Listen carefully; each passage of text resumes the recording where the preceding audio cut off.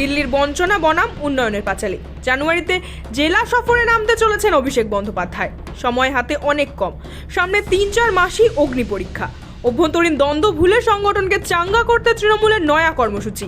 একদিকে রাজ্য সরকারের উন্নয়নমূলক কাজের খতিয়ান, অন্যদিকে 26-এর ভোটের আগে কেন্দ্রের চাপিয়ে দেওয়া SIR রাজনীতি।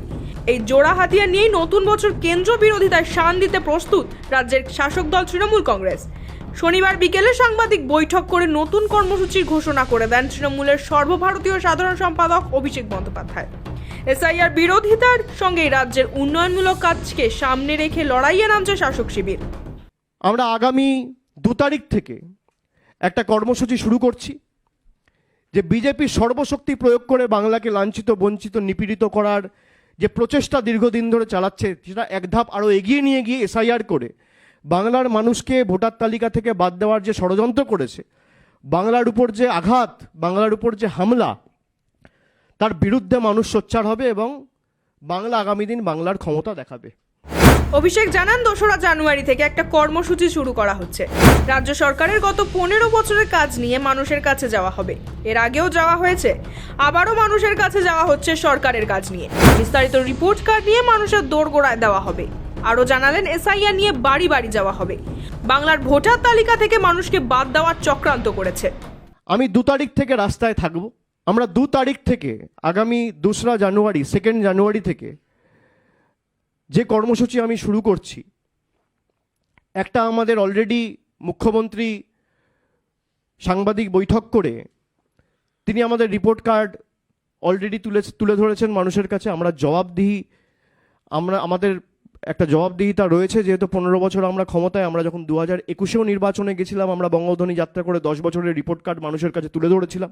আমাদের দায়িত্ব, কর্তব্য যে তৃতীয়বার যেহেতু মুখ্যমন্ত্রী মমতা বন্দ্যোপাধ্যায়কে মানুষ বসিয়েছেন, আমাদের নির্বাচনে যাওয়ার আগে এই 15 বছরে আমরা কি কাজ করেছি, সেটা স্বাস্থ্যক্ষেত্রে হোক, জাতিগত শংসাপত্রের ক্ষেত্রে হোক, সেটা পর্যটনের ক্ষেত্রে হোক, শিক্ষাক্ষেত্রে হোক, শিল্পক্ষেত্রে হোক, ক্রীড়াক্ষেত্রে হোক, আমরা বিস্তারিত একটা রিপোর্ট কার্ড মানুষের কাছে, মানুষের দোরগোড়ায় নিয়ে যাবো, মানুষের দুয়ারে আমরা পৌঁছে দেবো।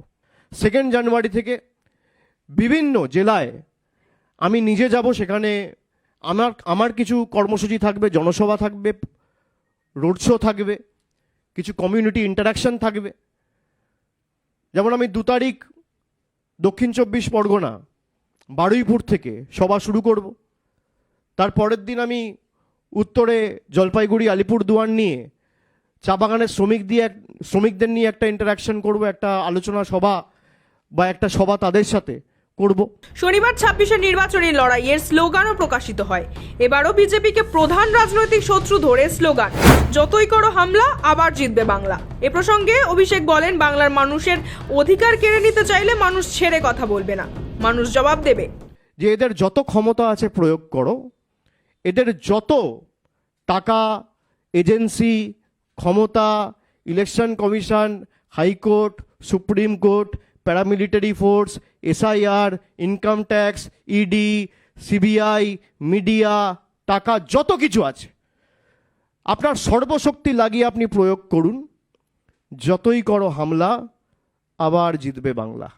এই কর্মসূচিকে সামনে রেখে আগামী 1 মাস আমি রাস্তায় থাকব। কিন্তু আপনি যদি আপনার পলিটিক্যাল এজেন্ডাকে সার্ভ করার জন্য ইলেকশন কমিশনের মতো ইনস্টিটিউশনকে বিক্রি করে দেন বিজেপির পায়ে, তাহলে বাংলার মানুষ বা তৃণমূল কংগ্রেস কিন্তু ছেড়ে কথা বলবে না। SIR শুনানি পর্বের প্রথম দিনই সাংবাদিক বৈঠকে নির্বাচন কমিশনকে নিশানা করেছেন তৃণমূলের সর্বভারতীয় সাধারণ সম্পাদক অভিষেক বন্দ্যোপাধ্যায়। আগামী বিধানসভা নির্বাচনের আগে SIR ইস্যুতে দীর্ঘ কর্মসূচি ঘোষণা করে দেন তিনি। পাশাপাশি নতুন বছরের শুরুতেই নতুন কর্মসূচি চলবে তৃণমূলের, জানান তৃণমূলের সাংসদ। শফিক সান্যালের রিপোর্ট, সময়, কলকাতা।